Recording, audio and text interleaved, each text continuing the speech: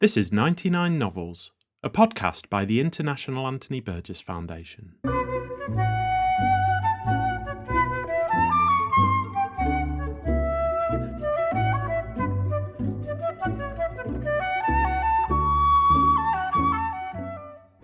In 1984, the writer Anthony Burgess selected his 99 favourite novels in English since the outbreak of the Second World War.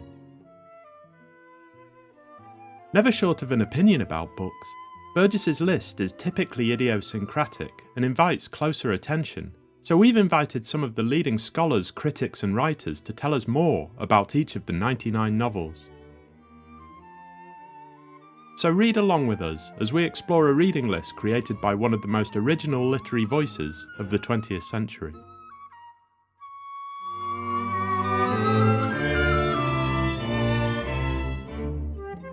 In this episode, we're exploring the complex, controversial and language-rich novel Darconville's Cat by Alexander Theroux, with our guest, writer George Salis. The novel tells the story of Alaric Darconville, an English instructor at an all-girls college in Virginia. He's intensely romantic and intellectual and eventually falls in love with one of his students, Isabel Rawsthorne. He views their relationship as a great love affair, but it prevents Isabel from concentrating on her studies, and Darconville is increasingly uncomfortable with her family life in rural Virginia. Eventually, with the relationship in tatters, Darconville moves to Harvard and meets the mysterious Dr Crucifer, an unrepentant misogynist who attempts to brainwash the younger man. The novel is stuffed with flamboyant language, literary allusion and references, and satires on academia and religion, among other things.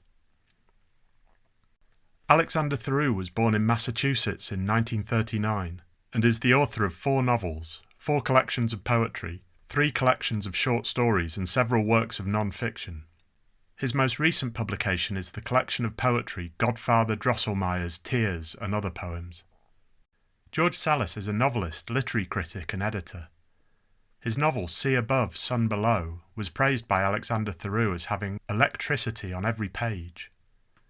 He is the editor of The Kaleidoscope, an online publication that celebrates innovative literature, and the host of its companion podcast. He has recently completed his maximalist novel Morphological Echoes. For all the relevant links and for a list of books mentioned, head to the description of this episode. I'm Graham Foster and I spoke to George Salis about Alexander Theroux's Darconville's Cat in April 2024. George, thanks for joining us on the 99 Novels podcast. We're going to be talking about Alexander Theroux's Darconville's Cat today, which is quite a task, really. It's a very complex book. It's a very long book. It's a book that can be interpreted, I think, in many different ways. So I'm excited to talk about it with you. Me as well. Thank you for having me on the show. And I want to shout out my friend Ulysses, who brought your wonderful podcast to my attention. Excellent. Well, thank you very much. So just to start off, how would you describe Darconville's Cat to someone who hasn't read it? Yeah, that's a big question, but I like to think of the novel as a wonderful example of minimalism made maximalist. And another example that we're all familiar with is Ulysses, which you could describe as a book about a Jew wandering around Dublin for a day. But that really doesn't describe the book at all. It's much more than that. It's everything but that, in a way. And the same is true for Darconville's Cat. The minimalist story is about a professor who is working at a woman's college, and he falls in love with one of his students, and they reach to the point of actually proposing, but then she eventually spurns his love for someone else, a sailor, and then Alaric Darconville, the protagonist, vows his revenge, and the rest I'm sure we'll talk about later, but it gets much darker before it gets any brighter. The way it becomes maximalized, and I should say that when Alexander Theroux started writing this, it was a much smaller book. It was minimalism, period.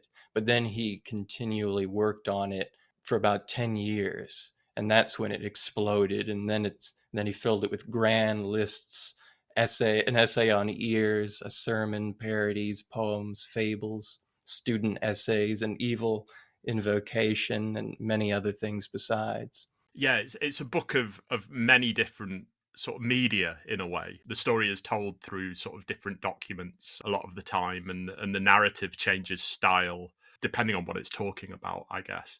But what's your relationship with the novel? How did you first discover the novel, and what were your first impressions of it? I first discovered it on the website Goodreads. I don't know if you're familiar with it.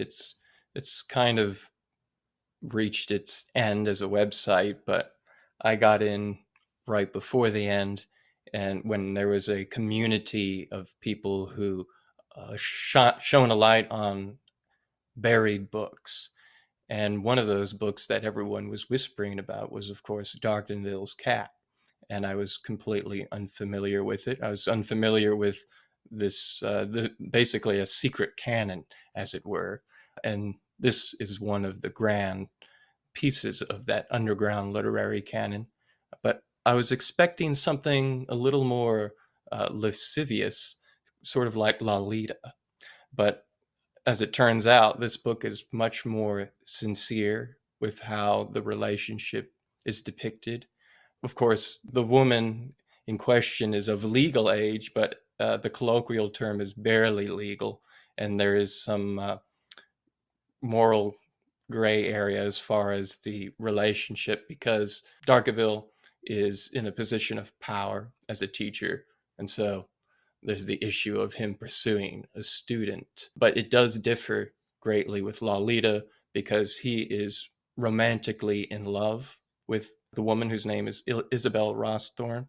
And when they're talking about, the plans for the future, or when there's a sex scene, it's written very romantically, whereas with Lolita, it was disgusting pedophilia. So that was one big difference. But I did know going in that it was going to be as much in love with this character as with language itself. Sure, yeah. I mean, the language is a massive part of the book.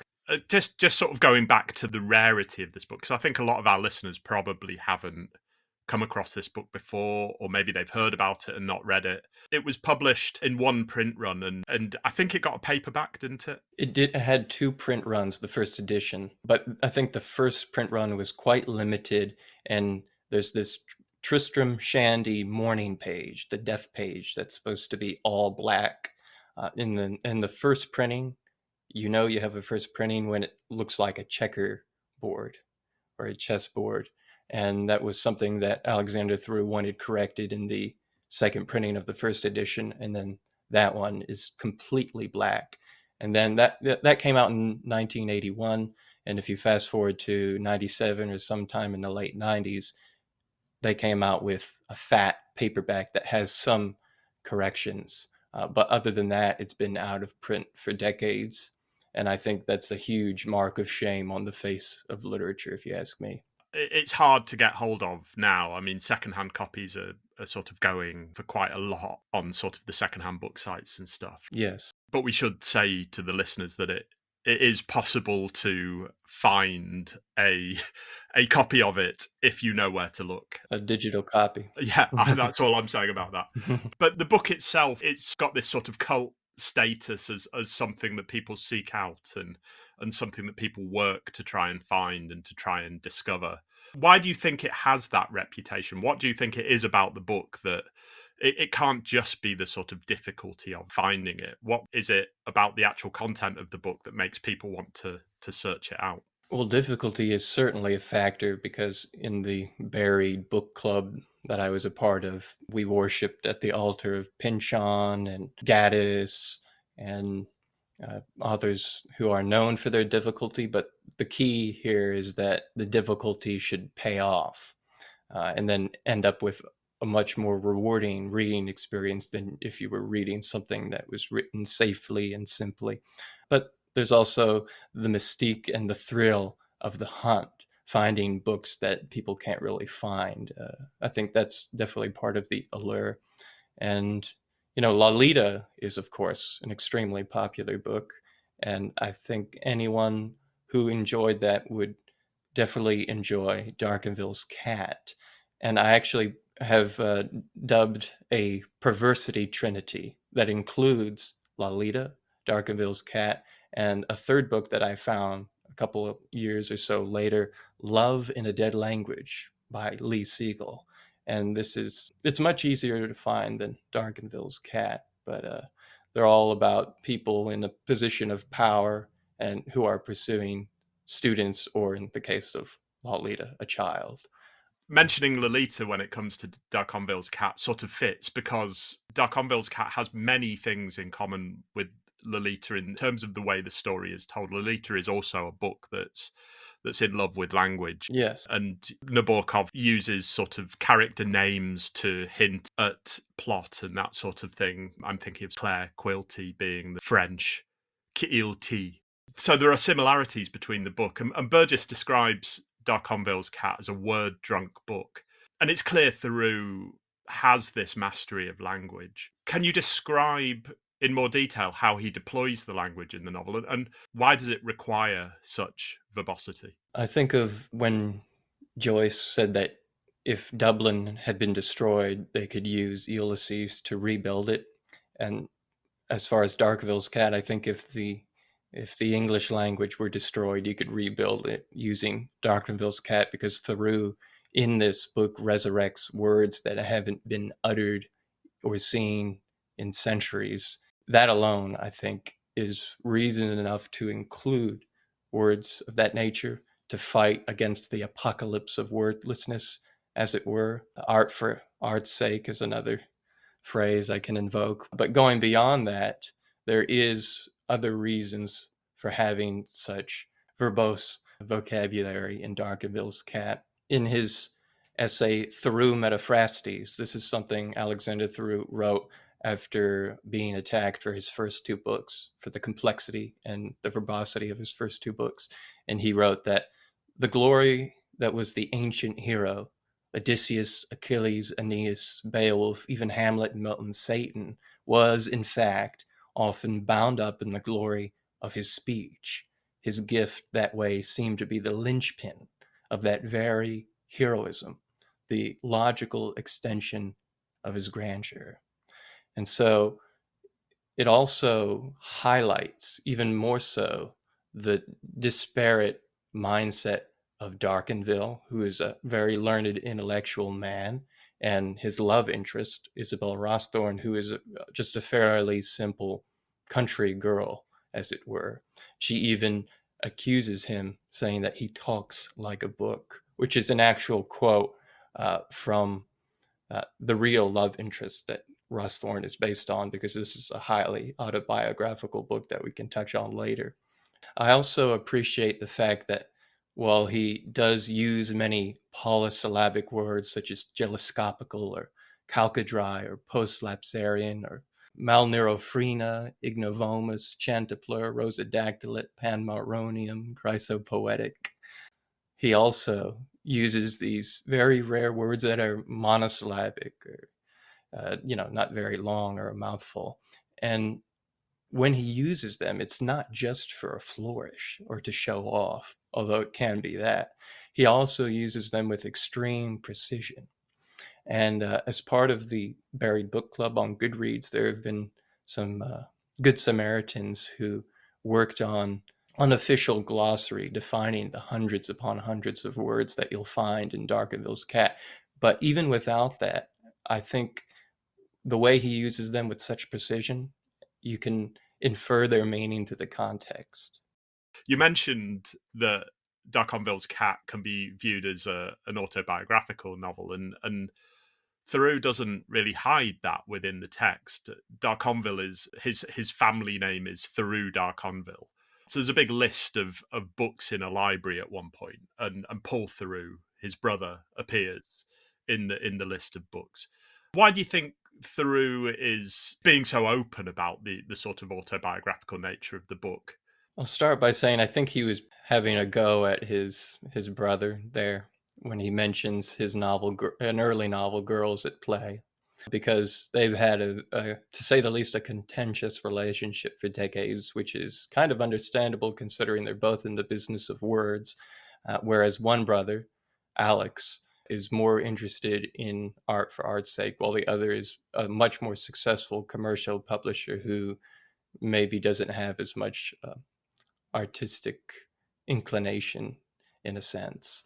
But as far as autobiography, I mean, one could argue that every work in one degree or one sense or another is autobiographical. But of course, this one doesn't hide it, as you say. It's very open about it. And I think that just comes partly from the fact that it was written out of revenge against the real Isabel Rossthorn. Of course, the major divergence in the book is that when he loses his love, he descends into kind of a depraved, murderous mindset. But in real life, Alexander Theroux pursued perhaps his greatest love, language, and threw himself into this work among other works. Yeah, I think that's one reason. And then in real life, he had told his lost love that he was going to write a book as revenge against her, and she said, "Do your worst." So this is his worst, which is actually his best book. But he wrote an essay called Revenge for Harper's. It came out about a year after Darconville's Cat was published, and he goes on to explain the revenge impulse and how that's actually one of the main driving forces behind practically all of literature.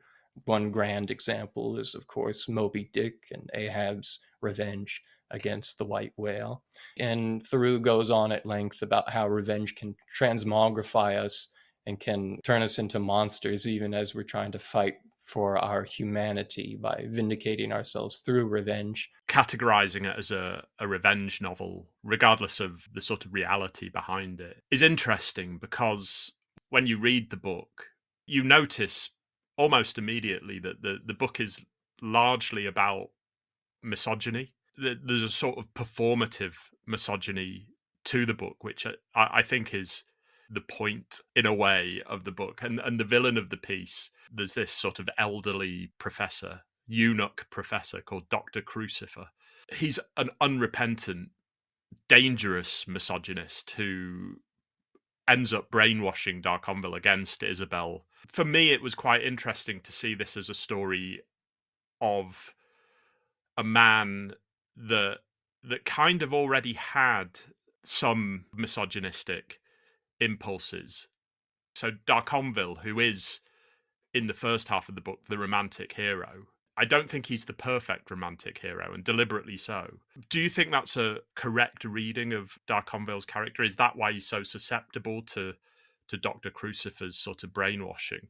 First of all, I think Dr. Crucifer is one of the best villains in all of literature. The way he's described is so creepily androgynistic, weird monster thing. But also the fact that he has such a high intellect. It's the high intellect villains are, I think, almost always the greatest villains. And he's misogynistic, but he knows how to quote unquote back it up with by drawing from centuries of misogynistic literature and thought, and that makes him so dangerous because eventually he convinces Darconville that he should exact murderous revenge against his lost love. But I think it could be argued and debated whether and to what degree he was already misogynistic versus after his influence via Dr. Abel Crucifer. But it should be noted that he very much despises and loathes Dr. Crucifer when he first meets him. And that feeling never really goes away. And he fights off the influence for as long as possible until he finally does give in. But of course, that doesn't even last. He does not consummate the murder, as it were. So in that sense, I guess he did at the bare minimum fulfill his role as a romantic hero. But yeah, he definitely sees himself as a romantic hero. But whether or not he is of course debatable. He is a romantic. I don't think we can deny that because of, first of all, his love of language, and he employs that love of language to uplift his love. But he also later on uses that same love of language to denigrate Ross Thorne and to roast her and think about roasting her on a religious level. What I saw in Darconville as the romantic hero, on one side, he is the sort of typical romantic hero, but Isabel sort of is described as a possession. She's never really truly given agency in the book. She is almost like a painting of the perfect romantic partner. Yes. And Darconville's very enthusiastic in treating Isabel that way. They never really have conversations. I mean, this is part of the description of their affair, is that they don't really talk about anything. They just sort of go on drives and go out into the countryside, but you never really get an impression that they're conversing or they're relating on an intellectual level. Yes, therein lies the huge problem built into the story. First, I'll say that she has, I would say, more agency than Dolores Hayes in Lolita, bare minimum. But of course, I do agree with how you say, he's deluded. Yeah, I mean, there's no other way of saying it. He's deluded, hopelessly in love with someone who isn't as physically or mentally mature as him. And he projects everything he has into her, hoping that she'll respond in the way that he wants. And he thinks it's going the way he wants until, of course, it doesn't. Yeah, I mean, that's the problem, having that schism. And then he has to eventually abandon his delusions. That's the hardest part, to sort of drain the toxin of his body, the toxin being his blind infatuation. And then, he retreats to Venice after he realizes everything Dr. Crucifer was trying to make him do was wrong. And I should say that there is a moment in the text where he questions the existence of Dr. Crucifer and wonders whether or not simply Dr. Crucifer is a projection of his own misogyny and the demons that can come out if one allows them. And I guess in that sense, Isabel and Dr. Crucifer are the epitomes of love and hate. But of course, she is not his true love. I think it's possible, if you look at, one of my favorite directors, Paul Schrader, and his God's Lonely Man trilogy, that is First Reformed, the film, First Reformed, Master Gardener, and Card Counter. The ending to each of those films is redemption via the right woman. And I think that could have been possible in Darconville's Cat had he chosen the right woman. And because he didn't, he eventually has to go detox, as it were, in Venice. And we learn that he's putting everything he has into writing a book. And that book is, of course, the one we are reading.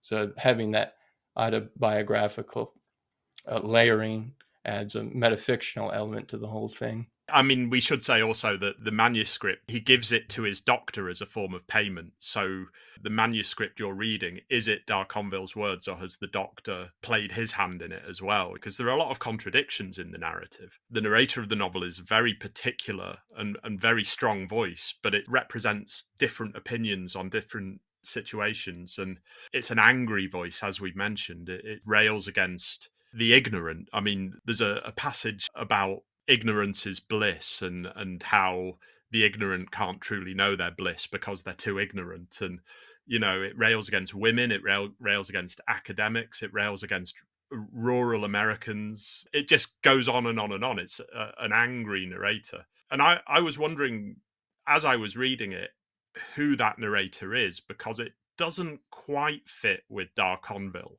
the romantic hero. It sort of fits a little bit with Crucifer in a lot of those sort of angry passages where other people are the sort of butt of the jokes and that sort of thing. Do you think the narrator could be a character in the novel? Could it be the doctor upset that he's been paid with a manuscript of sullying Darconville's good name by changing the manuscript? I mean, it's a complicated narrative. Can you sort of talk a little bit about that? I do think that the book is written by Alaric Darconville, and I hear what you're saying about the potential fingerprints from Dr. Crucifer, and if we believe that he's a possible projection of something that's inside Darconville, then that could explain the misanthropy. But I also think the misanthropy in a weird way, comes through as a love of human beings, in the sense that he knows we could do better. He is against, stupidity. He rails against the Southern tradition of Southern racism as well. And so, in that sense, I think the misanthropy comes from a loving place. And there's the duality again of love and hate that is found throughout the entire book. And because the misanthropy is delivered in such a linguistically vibrant way, I think it infects the reader with the passion for life at the same time as hearing about how bad things are, how ugly people look, etc. So again, the paradoxes are almost endless. And going back to, when he retreats to Venice, he says words were all he had left. And again, that's another explanation, if you will, for the huge vocabulary that we're served up.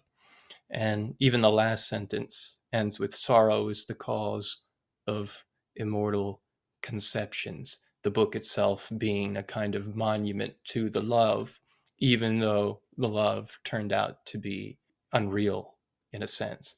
And the reason that Darconville doesn't move forward to kill his lost love is because he sees on a tree the word remember their relationship, something that they wrote or they carved into the tree when things were good. And that invocation to remember is what allows him to remember himself, remember his relationship with Roththorn, and of course to remember via writing the manuscript that we're reading, with all, even with its warts, as it were, warts and all.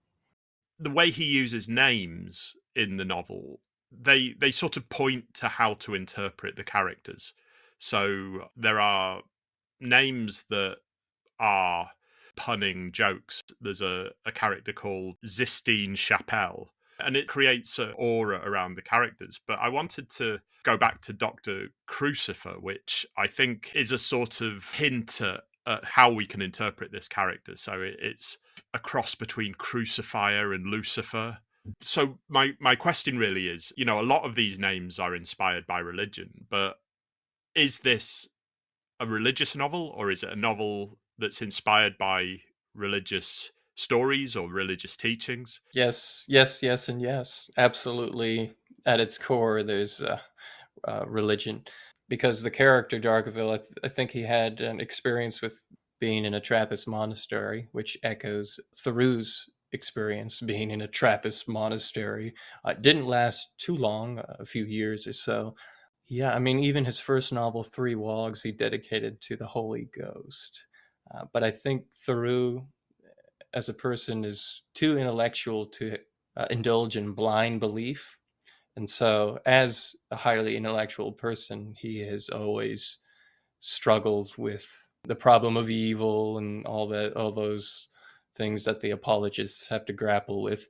And as far as the novel proper, again, I mean, there's the element of revenge, which in his Harper's essay, he mentions that revenge in its essence is religious. It has these theological implications, and he invokes the law of Talion, an eye for an eye, a tooth for a tooth. And he says that this cries out to its cognate, retaliate, blood revenge. And I'm reading from the essay, blood revenge is actually sanctioned in the Old Testament, the returning of evil for evil, blood for blood. So there's that as well. But I mean, another key is a character in Laura Warholic, his fourth novel, if I'm counting correctly, who hates God on the most basest level, but at the same time, he's a highly intellectual character who quotes from many different text sources, scholars, to back up his hatred for God. And I think that character is in kind of another manifestation, another projection of one of the beings that are roiling around in Alexander Theroux's consciousness. The Dr. Crucifer character has a fascinating relationship with religion because he's Egyptian, and the religion he talks about as his own basis is sort of ancient Egyptian religion. Why do you think Thoreau has chosen to give Crucifer these characteristics? Well, the story of Jesus could be traced back to, among other myths, the Osiris myth in ancient Egyptian mythology. So there's probably that connection, if I had to wager a guess. But also to be, and then I think he mentioned his allegiance with Lucifer, and he has Darconville say this Latin evil prayer, as it were, this invocation. And I think, well, this is something that Thoreau has mentioned elsewhere, that to be someone aligned with Satan, you have to be a true believer in the first place. Otherwise, you couldn't align yourself with Satan. And I think that's partly where Dr. Crucifer is coming from. And of course, there's his first name, Abel, which puts him in the role of a victim rather than Cain Crucifer. His name's Abel Crucifer. And that's probably because he feels himself victimized by the existence of women. And let's not forget how misogynistic the Abrahamic religions are, or all the religions, really, if you throw in all the ones that, see women as a second-class citizen at best, or chattel at worst, something that a man owns. And so, you mentioned how Darconville doesn't see much agency in his love. She's his projection, his painting, his work of art. Something he owns. Well, that is again aligned with the religious impulse, at least from a fundamentalist perspective. You mentioned the cat and the meaning of the cat in the title, and the cat fascinated me throughout the novel, because for the first, say, 3/4 of the novel, the cat is in almost every scene. It's sometimes a sort of silent presence that suddenly enters the text, or it's there in the car, for example, when Darconville's driving. But at a crucial point in the narrative, the point essentially where Darconville finds out that Isabel is not going to marry him, the cat runs away, and you never see it again in the novel. Mm-hmm. According to the title, the cat is the main character of the book. Mm-hmm. It's called Darconville's cat. It's not called Mm-hmm. Darconville. What do you think the cat is meant to represent? Well, the most obvious is, of course, Isabel Rossthorne, his lost love, because, as you say, the cat disappears when she disappears.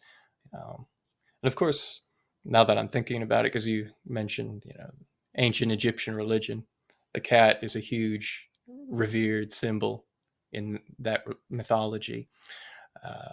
If it was Darconville's dog, a dog has more of a negative connotation, and a dog by nature is more unctuous and wanting to please, whereas a cat is more capricious in nature.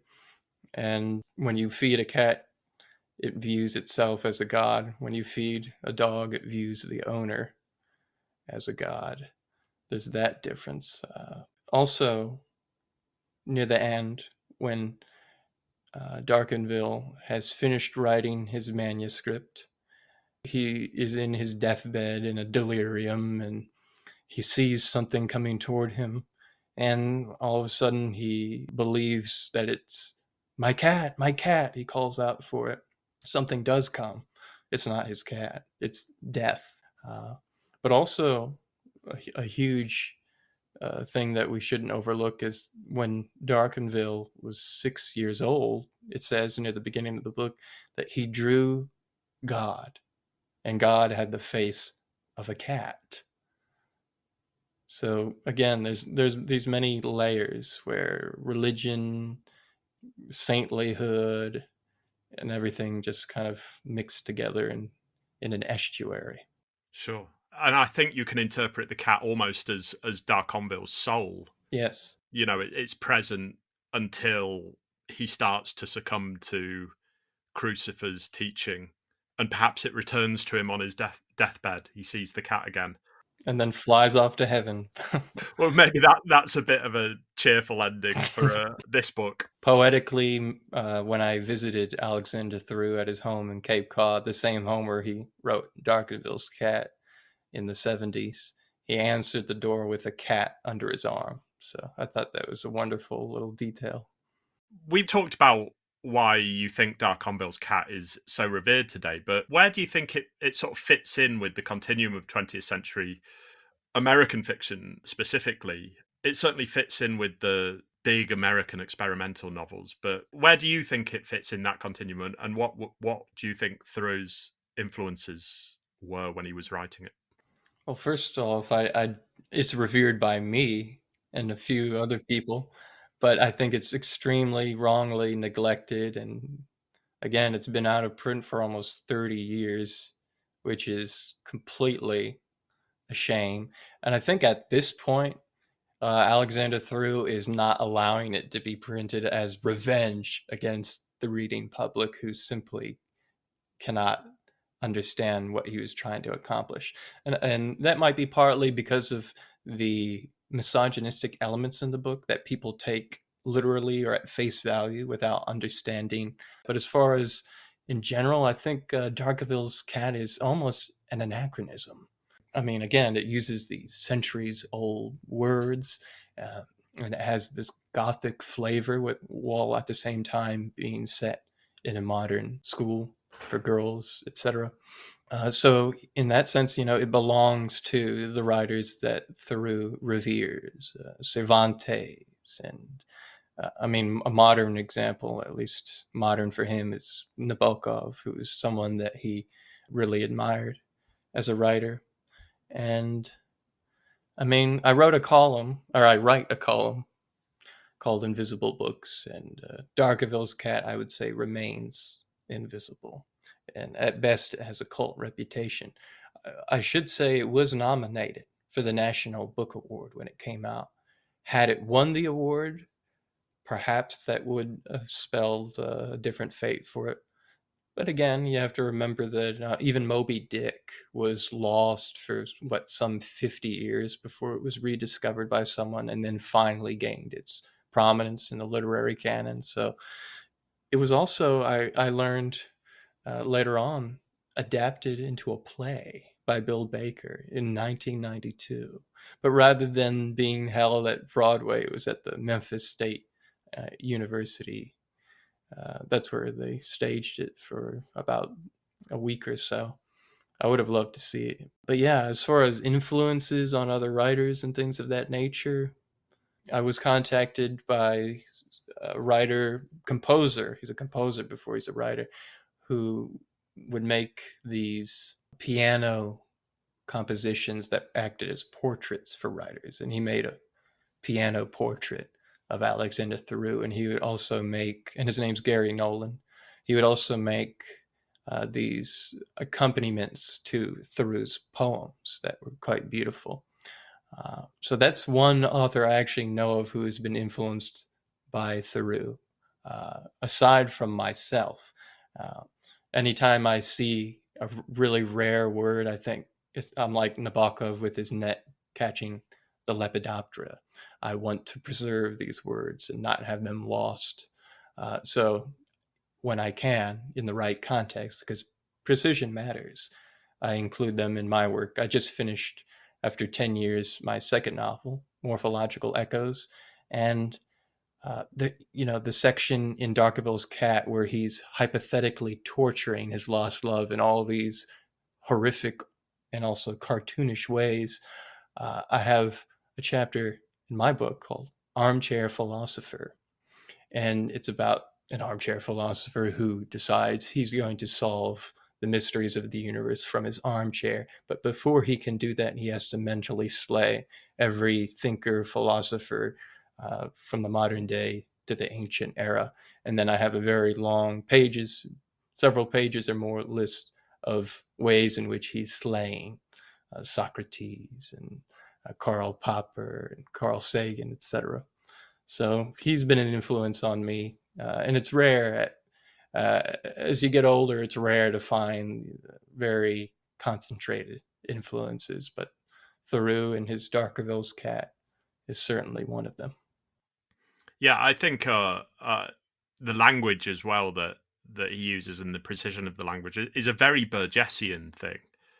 Burgess is in love with language, and he often says that what's the point in being a novelist if you're not going to use your sort of main tool, which is the language to tell your story.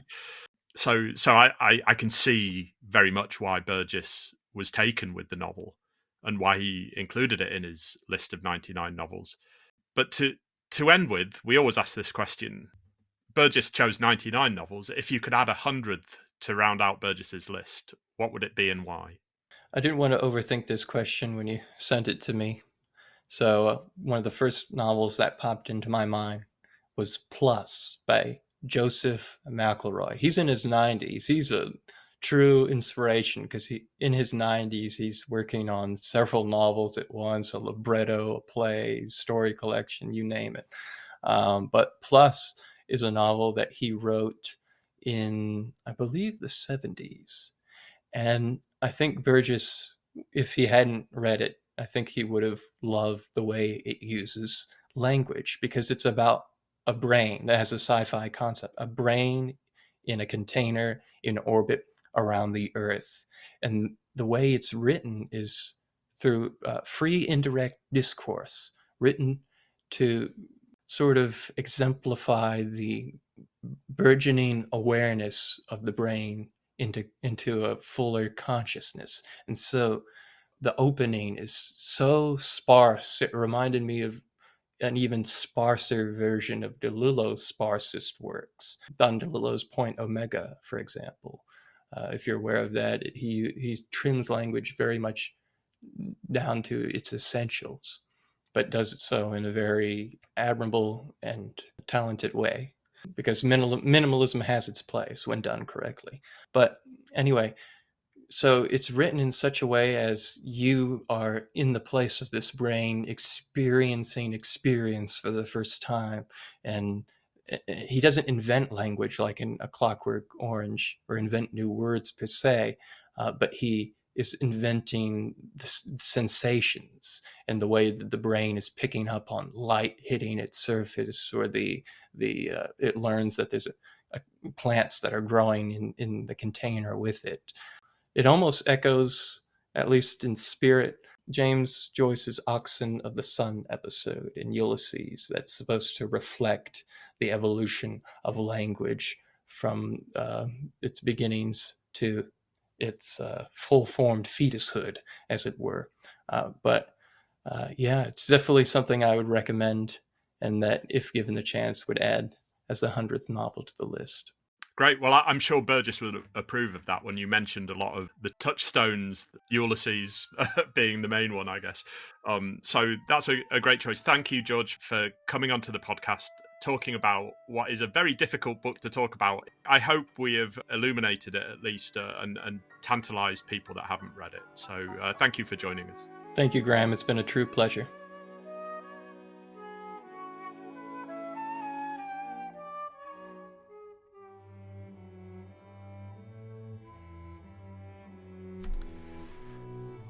You've been listening to 99 Novels, a podcast by the International Anthony Burgess Foundation. George Salis's novel, Sea Above, Sun Below, is available now from Amazon. The Kaleidoscope can be found at thekaleidoscope.com, and the companion podcast can be found wherever you get your podcasts, or at the link in the description. For more information about Anthony Burgess and to find out how you can support the work of the Burgess Foundation, visit anthonyburgess.org. The theme music for 99 Novels is Anthony Burgess's Concerto for Flute, Strings and Piano in D minor, performed by No Dice Collective. You can find them online at nodicecollective.com. If you've enjoyed this episode, don't forget to subscribe and review wherever you get your podcasts.